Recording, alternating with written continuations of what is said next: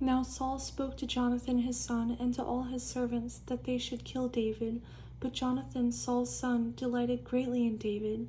So Jonathan told David, saying, My father Saul seeks to kill you. Therefore, please be on your guard until morning, and stay in a secret place and hide. And I will go out and stand beside my father in the field where you are, and I will speak with my father about you.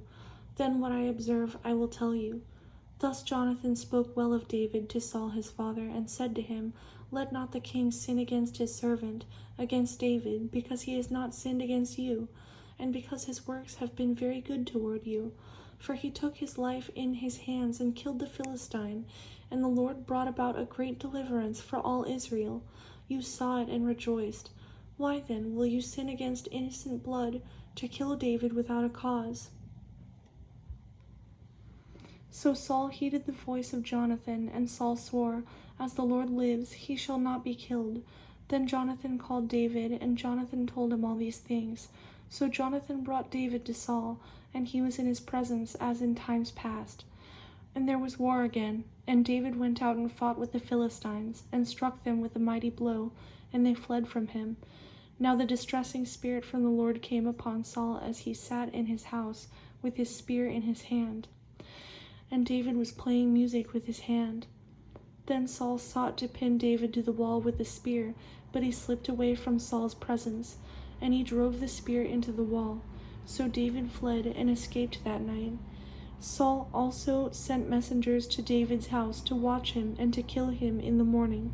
And Michal, David's wife, told him, saying, If you do not save your life tonight, tomorrow you will be killed. So Michal let David down through a window, and he went and fled and escaped. And Michal took an image and laid it in the bed, put a cover of goat's hair for his head, and covered it with clothes. So when Saul sent messengers to take David, she said, He is sick. Then Saul sent the messengers back to see David, saying, Bring him up to me in the bed, that I may kill him.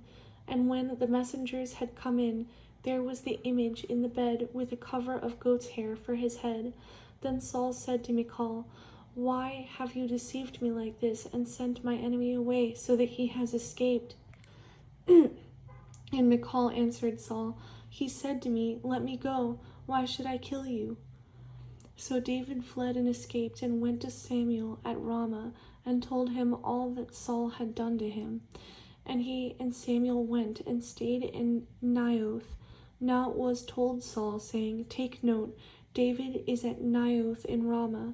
Then Saul sent messengers to take David, and when they saw the group of prophets prophesying, and Samuel standing as leader over them, the Spirit of God came upon the messengers of Saul, and they also prophesied. And when Saul was told, he sent other messengers, and they prophesied likewise. Then Saul sent messengers again, the third time, and they prophesied also. Then he also went to Ramah, and came to the great well that is at Seku. So he asked and said, Where are Samuel and David? And someone said, Indeed, they are at in Ramah. So he went there to Naioth in Ramah. Then the Spirit of God was upon him also, and he went on and prophesied until he came to Naioth in Ramah. And he also stripped off his clothes and prophesied before Samuel in like manner, and lay down naked all that day and all that night. Therefore they say, Is Saul also among the prophets?